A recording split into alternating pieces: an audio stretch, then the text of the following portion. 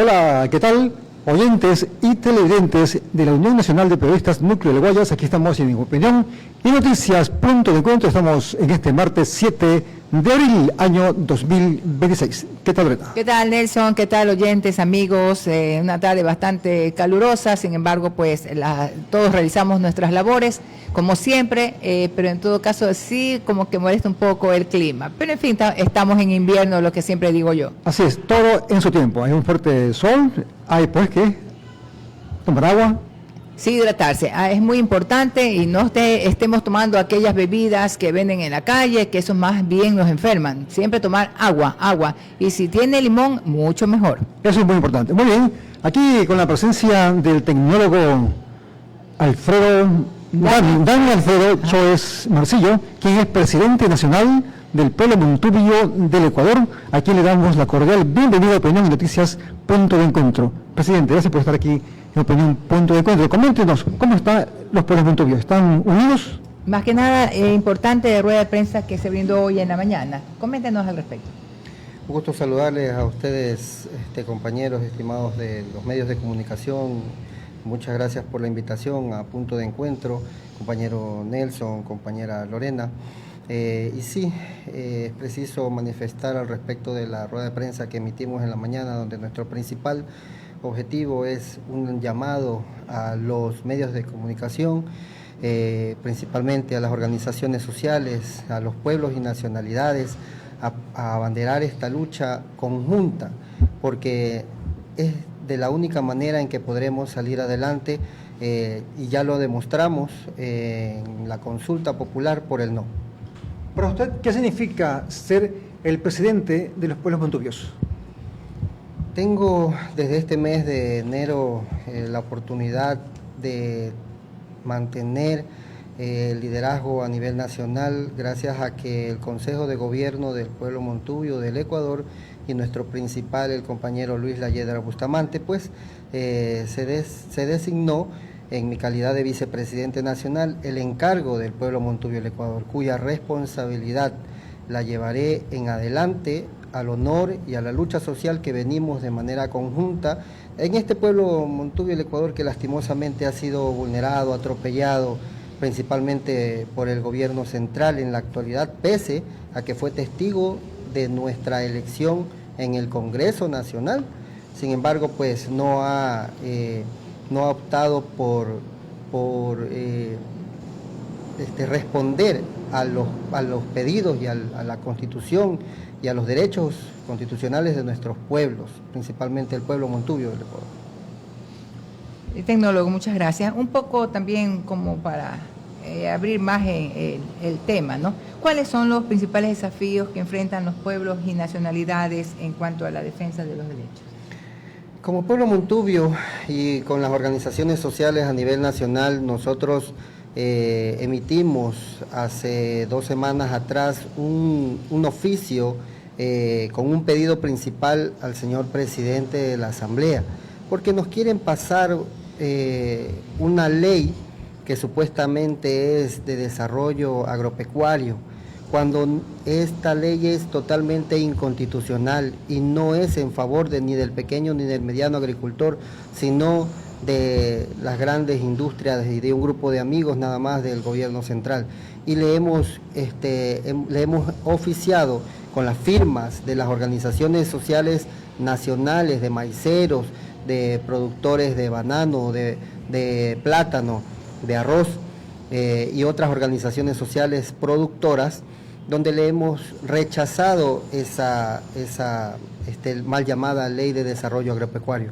Y de la misma manera le hemos solicitado a la Comisión de Derechos Constitucionales de la Asamblea Nacional que se fiscalice a la Secretaría de Pueblos, que se fiscalice el Instituto de Economía Popular y Solidaria, que se fiscalice al Ministerio de Agricultura, porque no están respondiendo a las necesidades de nuestros pueblos y nacionalidades, principalmente de un sector tan afectado como es el sector productivo del país, a quienes nosotros les respondemos como pueblo Montubio del Ecuador. ¿Cuáles han sido las respuestas por parte de esa cartera de Estado hacia ustedes?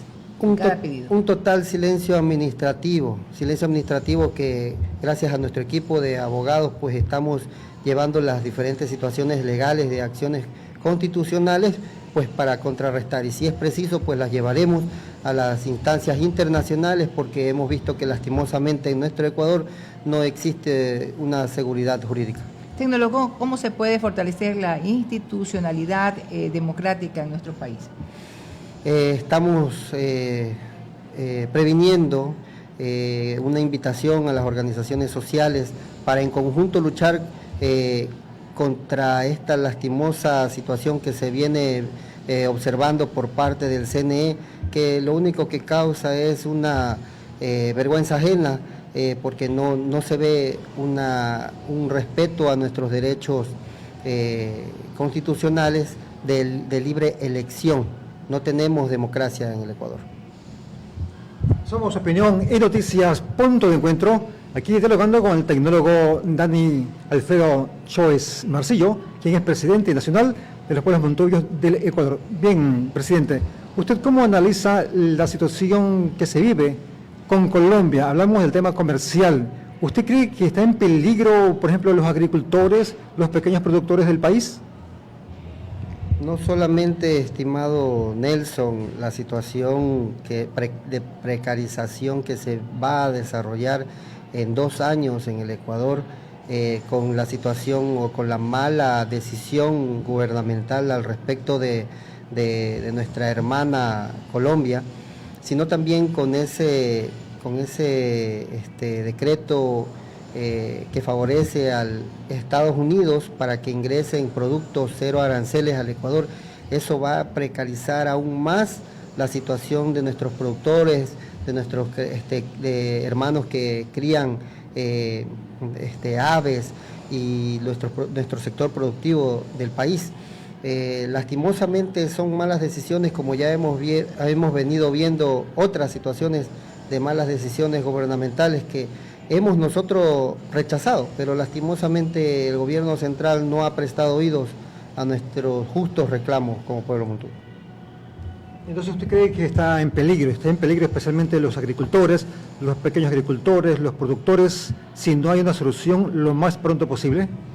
Aprovechamos justamente este medio de comunicación para pedirles a nuestros hermanos y hermanas productores, campesinos, agricultores, pueblo montubio del Ecuador y pueblo ecuatoriano, al gobierno central hacerle un llamado a la conciencia. Tenemos que declarar al sector productivo del país, al sector agrícola del país en emergencia, la salud en emergencia.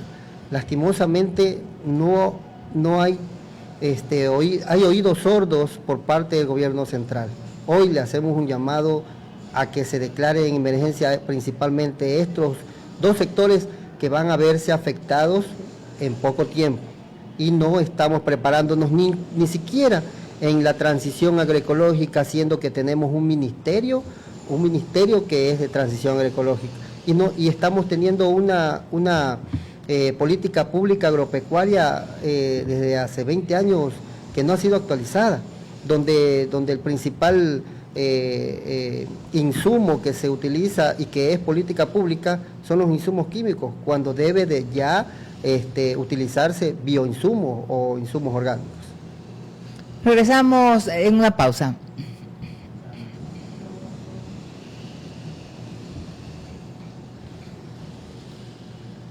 La Unión Nacional de Periodistas Núcleo de Guayas te invita a ver su programación totalmente en vivo a través de nuestro canal online UNP GTV en Facebook. De lunes a viernes podrás encontrar espacios de noticias, entrevistas y opinión con temas de interés local, nacional e internacional. También puedes seguirnos en Twitter e Instagram como @UNPGuayas_. Visítanos en nuestro sitio web www.unpdelguayas.com.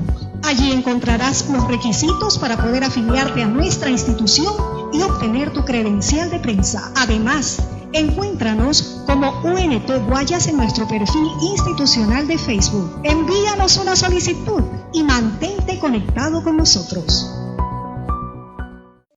La Unión Nacional de Periodistas Núcleo del Guayas te invita a ver su programación totalmente en vivo a través de nuestro canal online UNP GTV en Facebook. De lunes a viernes podrás encontrar espacios de noticias, entrevistas y opinión con temas de interés local, nacional e internacional.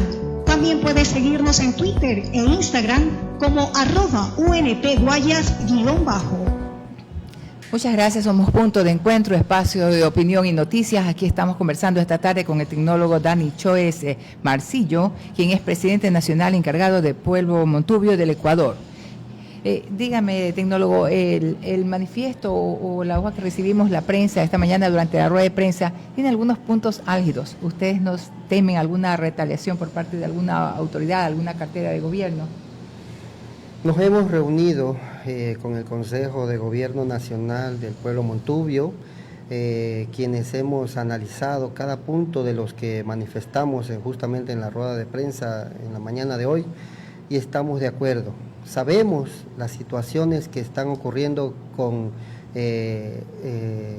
hermanos y hermanas de los pueblos y nacionalidades, las organizaciones sociales, que se andan inventando dirigentes de papel para pretender dividirnos.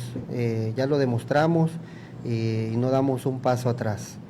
Estamos convencidos de que la única manera de sacar adelante, de rescatar a nuestro Ecuador de esta situación en la que se encuentra, es la unión de las organizaciones sociales, de los pueblos y nacionalidades, y es allá donde nos dirigimos en esta convocatoria, en esta petición de unión de las organizaciones para hacer una sola lucha conjunta. Porque la unión hace la fuerza, definitivamente. Ustedes siempre han proclamado, promovido esa integración entre los pueblos montubios y todas las nacionalidades. Así es una lucha constante que hemos venido teniendo, es una lucha por años y años y no es ahora la última que vamos a tener.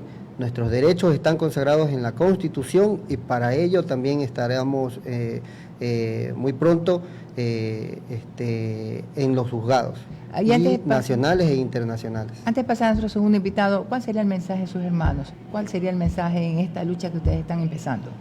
Lo hemos dicho, compañeros, lo hemos vivido juntos, estimados hermanos y hermanas, pueblo ecuatoriano. La unión hace la fuerza y ese es nuestro principal objetivo, compañeros. La lucha en las calles, en territorio, unidos venceremos.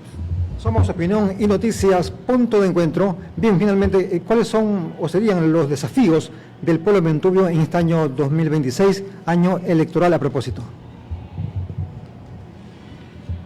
Estaremos, hermanos y hermanas y pueblo ecuatoriano, en las urnas. Representantes nuestros que por derecho también les corresponde estarán en esas figuras.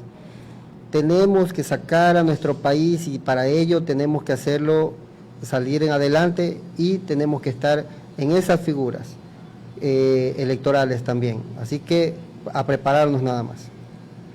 Bien, regresamos tras la pausa.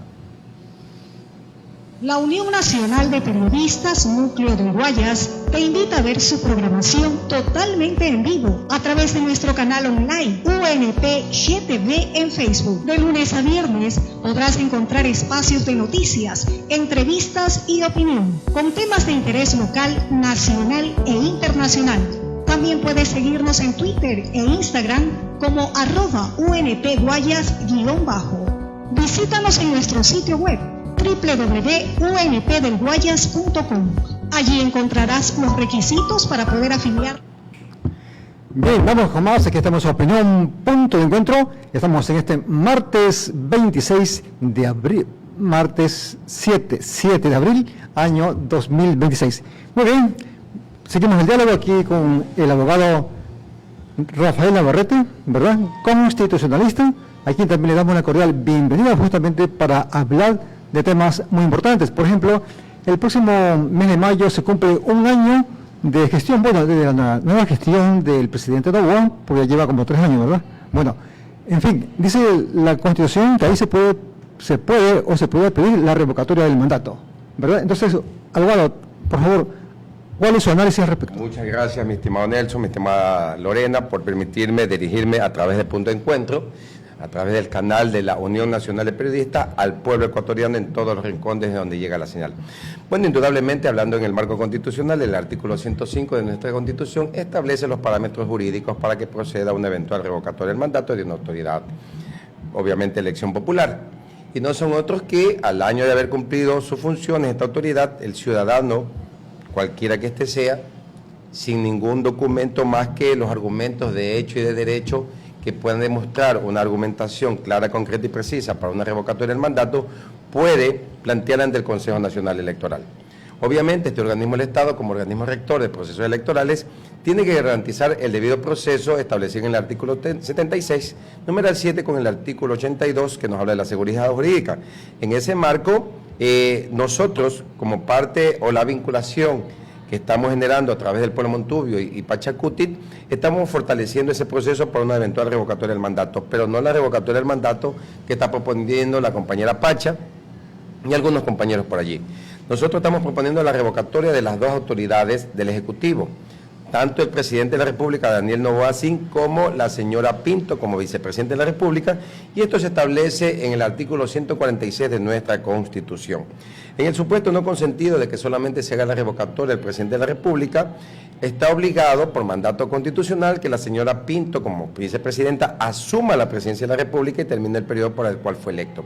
La propuesta que nosotros hacemos es la revocatoria del mandato tanto al presidente como a la vicepresidenta para que, en cumplimiento del artículo 146, sea el presidente de la Asamblea Nacional quien asuma la presidencia de la República del Ecuador, pero la diferencia radica en que el organismo rector electoral, el CNE, convoca un proceso electoral en 48 horas para que estas autoridades se elijan a las nuevas autoridades que gobiernen el país para que termine el periodo, similar a lo que pasó con la muerte cruzada planteada por Guillermo Lazo Mendoza en su momento. Muchas gracias y bienvenido, abogado Rafael Navarrete. ¿Quiénes pueden iniciar el proceso de revocatoria del mandato? Los procesos de revocatoria del mandato lo pueden iniciar toda persona que haya votado por esa autoridad.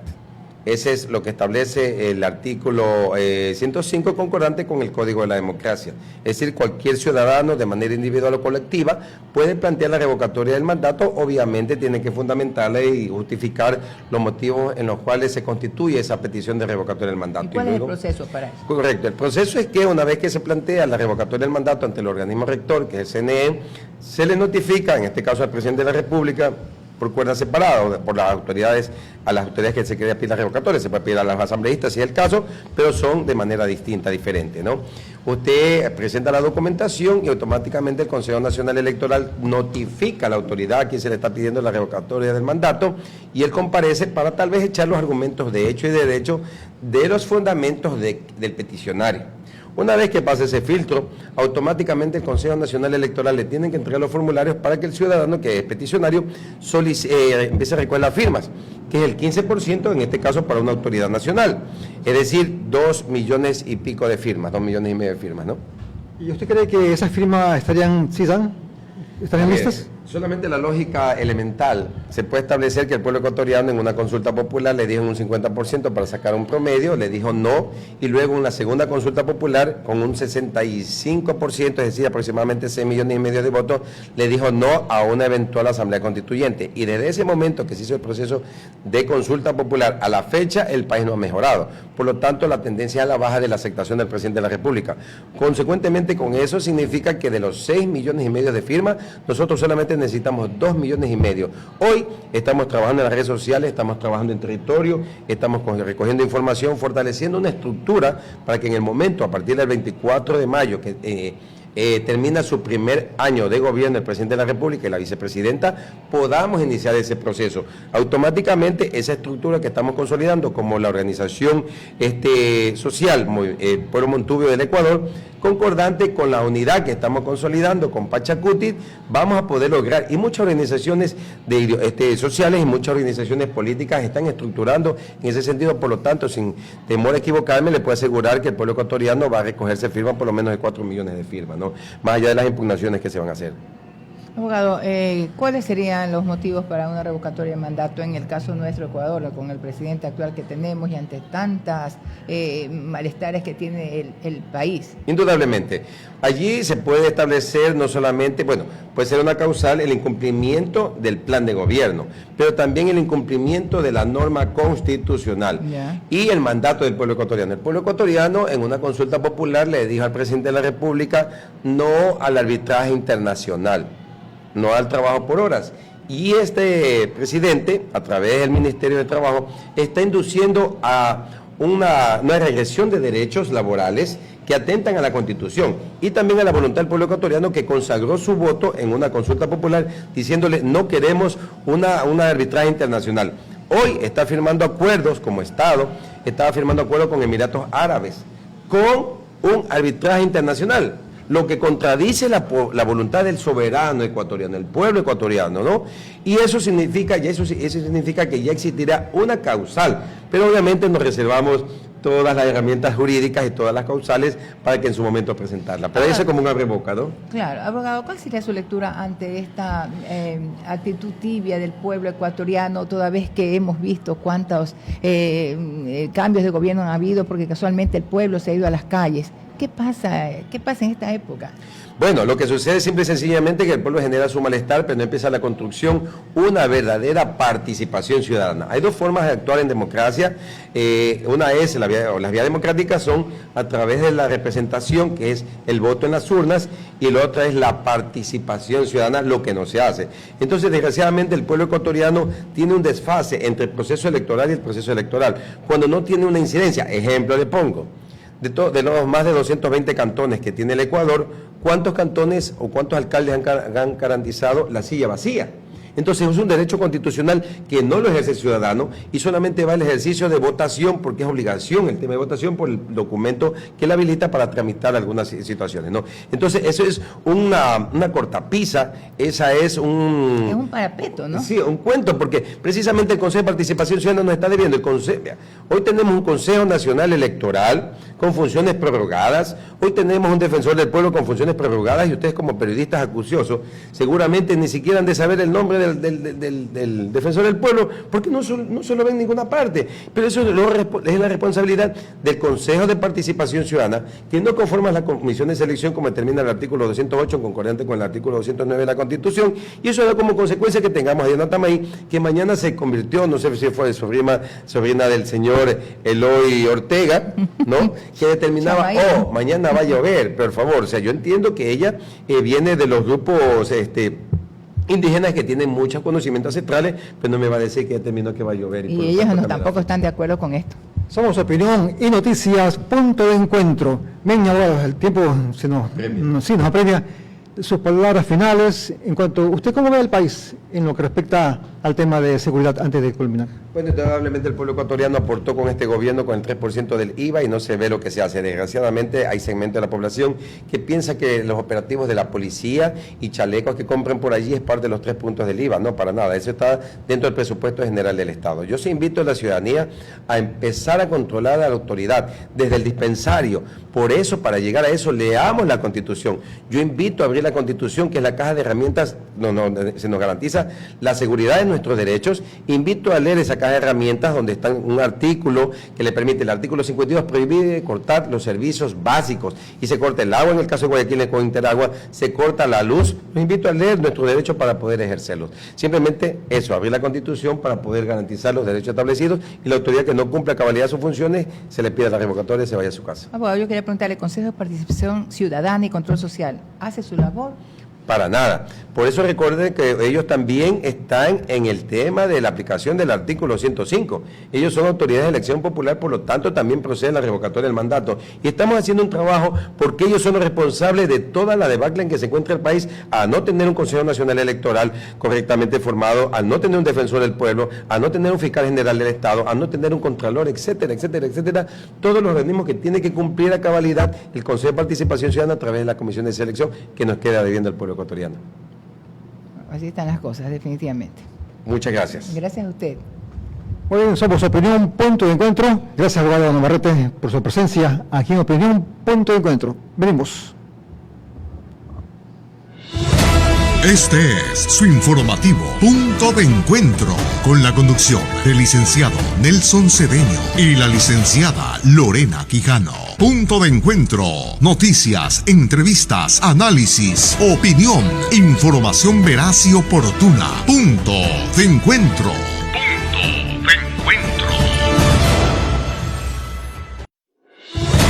Este es su informativo Punto de Encuentro, con la conducción del licenciado Nelson Cedeño y la licenciada Lorena Quijano. Punto de Encuentro, noticias, entrevistas, análisis, opinión, información veraz y oportuna. Punto de Encuentro. Punto de Encuentro.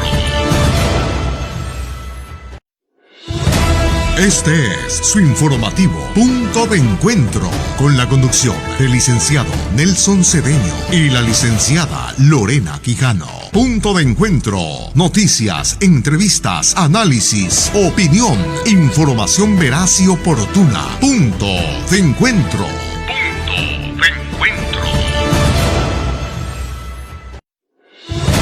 Este es su informativo Punto de Encuentro, con la conducción del licenciado Nelson Cedeño y la licenciada Lorena Quijano. Punto de Encuentro, noticias, entrevistas, análisis. Bien, vamos hermanos, aquí estamos en opinión, Punto de Encuentro, estamos en este martes 7 de abril, año 2026, oyentes amigos. Seguimos aquí con los invitados.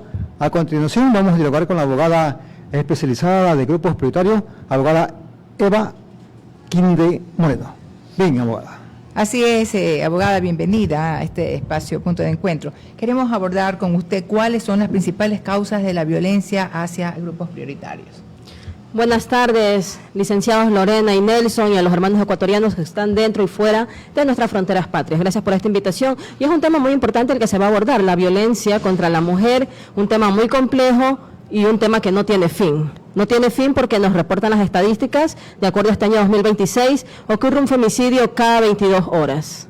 Entonces, ahí vemos que existe una debilidad en el sistema, tanto de justicia y de protección especial.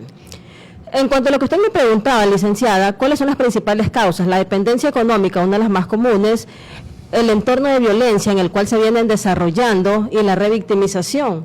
Eso es lo que realmente afecta y permite que esto viene de la niñez, que tantos niñas como jóvenes, mujeres, crezcan en un entorno de violencia en el cual ellas no pueden salir y muchas veces esto culmina con la muerte, lastimosamente, porque no existe un auxilio inmediato. Si bien es cierto, contamos con medidas de protección, pero como dice mi pueblo, es letra muerta, es un documento, porque las acciones inmediatas nunca se concretan. Es más, hay algo muy importante, existe un informe elaborado, emitido por parte de organismos internacionales de la ONU, donde dice que por cada 1000 habitantes deberían existir 4 policías.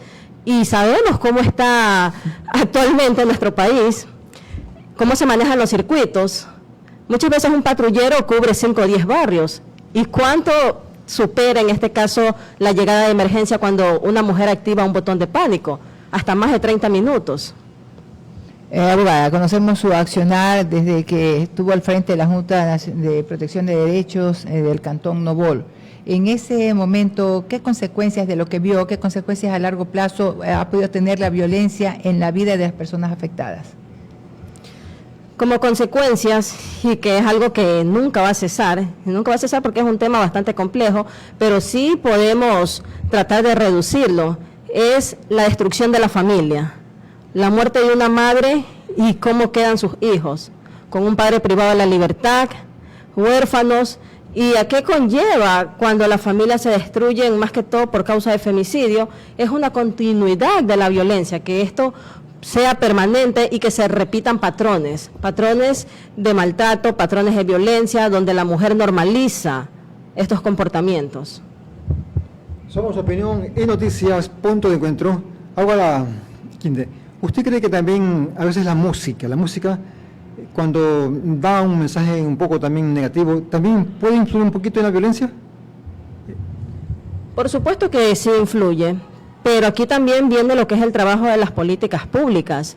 Cuando las carteras de Estado organizan estos espacios, yo les digo recreativos, porque más que informativos o de prevención son recreativos, shows artísticos, Pero nosotros no podemos observar a alguien que realice una casa abierta, que brinde asesoría gratuita, la dan sí las fundaciones, pero me estoy refiriendo a carteras de Estado. Y hacen los shows artísticos y promocionan a los artistas que están de moda, lo cual está muy bien. Pero, ¿quién incentiva, dígame usted, por ejemplo, el talento nacional, el pasillo, cuando antes a la mujer, ¿cómo era la declaración de amor, un poema? En cambio ahora pues normalizamos el sexo a través de las canciones y no tenemos ni siquiera, en este caso, consecuencias de quién está en el público, porque no solamente son mujeres adultas, también hay niñas. Entonces lo cual hay que irla formando pues desde su infancia. Bien, de 10 mujeres, ¿usted cuántas cree que son víctimas de violencia? Según el último informe del año 2025, 411 casos se reportaron de femicidio. ¿Y cuántos casos más habrán que no se han reportado? Pero esa es la última cifra, lo cual ha superado, porque en el año 2024 eran 274 casos que se reportaron de femicidio. O sea, vemos un incremento de más del 50%, lo cual es preocupante y alarmante lo que está ocurriendo en Ecuador. Abogada, una mujer violentada que llega a un estamento público, ¿cuál es la hoja de ruta a seguir por parte de las personas que están ahí al frente en el servicio público? Darle la atención inmediata, y esto es muy importante que las mujeres conozcan. Cuando son víctimas de violencia, no las pueden revictimizar, no las pueden cuestionar y no necesitan patrocinio jurídico. Pueden acercarse a la Junta Cantonal de Protección de Derechos, que existe en todos los cantones a nivel nacional, como a la Fiscalía, en lo cual el servidor público está en la obligación, en el deber de receptarle la denuncia sin cuestionarle, sin solicitarle pruebas, únicamente con la cédula de identidad. ¿Qué pasa si no tiene el documento de identidad? Igual es un deber legal receptarle la denuncia, no se la puede dejar a la mujer en indefensión y otorgarle pues las medidas en 24 horas. Pero también sabemos que la realidad no es así, las medidas no las emiten en 24 horas, a veces tardan hasta 72 horas. ¿Qué medidas usted cree que se podría tomar en torno a la violencia aquí en el Ecuador? Se debe trabajar bastante desde la prevención. Como lo dije, aquella violencia o aquella desde la marginación que tienen los grupos prioritarios, los ancianos, personas de la tercera edad. Toda aquella actitud de la parte de la gente, cómo se establece realmente una cultura en todo el Ecuador. Y también nos vamos un poco hacia las comunas, las zonas rurales, cuando los viejitos, nuestros ancianos están totalmente vulnerables, desprotegidos y viven ahí a la intemperie. Nadie hace nada por ellos y los derechos de ellos, ¿quién se los defiende? ¿Quién se preocupa por ellos? Si ya las familias le han dado la espalda. Es que vivimos en una sociedad donde no existe sensibilidad, donde existe una apatía, y esto lo vemos incluso desde arriba, desde la presidencia de la República. Todos sabemos lo que ocurrió con la ex vicepresidenta, la violencia que sufrió, la violencia política, y en este caso quien asumía la presidencia del CNE era una mujer, y preocupante que todos se hayan hecho los desentendidos y nadie actuó. Entonces, si desde arriba viene el mal ejemplo, dígame usted, ¿qué pueden hacer las demás personas? Replicar lo mismo, lo cual, ¿cómo nosotros podemos exigir una educación en cultura de paz si no trabajamos con el ejemplo? Abogada, ¿y qué hablamos o qué podemos decir sobre la violencia en la comunidad LGBTI? Es una discriminación, aunque se dice que se los trata de forma inclusiva, cuando existe un concurso público pues les suman puntuación, pero sí tienen un espacio de discriminación en lo cual también pues debe de dárseles la apertura. Incluso hay un tema que se está muy importante debatiendo ahora en cuanto a que los adolescentes puedan definir cuál es su identidad y qué bueno que estamos tocando este tema, lo cual comparto porque hay que respetar, si bien es cierto, pues muchos dicen, bueno, que un adolescente no tiene la capacidad de discernir, pero yo diría que sí, y muchas veces hasta disciernen más que un propio adulto. Entonces sí, y lo cual, bueno, pues también cuando la Corte Constitucional emitió su resolución, desde luego que debe existir un acompañamiento integral, psicológico, social y la autorización de los padres. Entonces tampoco es que se está tratando un tema de forma ilegal o que no se está respetando lo que dice la Constitución, lo que dice el Código de la Niñez y Adolescencia. Un colega de una radio decía, yo tenía, o sea, un ejemplo que citaba, ¿no? Con un hijo mío que vive en mi techo, que yo lo mantenga, que le dé salud, todo. Él no puede decir en el seno de nuestro hogar que él tiene otras tendencias, ya. O sea, esto es un caso de violencia, ¿no? porque el chico tiene que reprimirse, pero el señor es bien enfático en decir, él no puede demostrar otra identidad dentro del hogar. Si lo quiere hacer, se va de mi casa.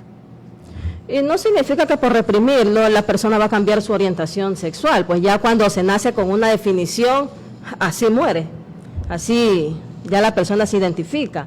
Entonces sí es un tema también que hay que trabajarlo, hay que fortalecerlo desde las escuelas, desde los colegios, se deben abrir estos espacios participativos. Yo creo que estos DS que funcionan en los planteles deben de trabajar más que nunca, ¿no?, con los adolescentes. Somos Opinión y Noticias, punto de encuentro. ¿Verdad? Bastante lamentable es el tema de la violencia, porque recordemos que la mujer a través de la historia ha cumplido y cumplirá un rol muy importante en la sociedad. Por ejemplo, Manuela Cañizares, ¿verdad? Siempre la mujer ha cumplido un rol muy, pero muy importante, y también lamentable que sea víctima de violencia cuando todos venimos de la mujer. Entonces hay que cambiar y trabajar en la mentalidad para cambiar al ser humano, no más violencia. Bien, amigos, así estamos llegando a la parte final de Opinión y Noticias, punto de encuentro, pero antes sus palabras finales, abogada Eva Quinta. Sí, deseo hacer un llamado a las autoridades. Pido empatía, pido responsabilidad, pido creación de políticas públicas, pero políticas públicas que realmente cumplan una objetividad. Y es en este caso atender a la población más vulnerable, a las mujeres con discapacidad, a las personas de las zonas rurales, a la mujer. La mujer ocupa un espacio muy importante en la sociedad. Cuando la mujer avanza, la sociedad también avanza y se deben respetar estos espacios. Y a la mujer asimismo la invito a no callar, a ser valiente, a defender sus derechos y a pelear y a defender su participación y su estructura social.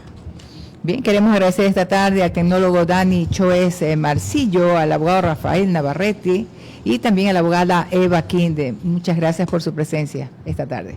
Gracias. Hasta mañana. Este es su informativo Punto de Encuentro, con la conducción del licenciado Nelson Cedeño y la licenciada Lorena Quijano.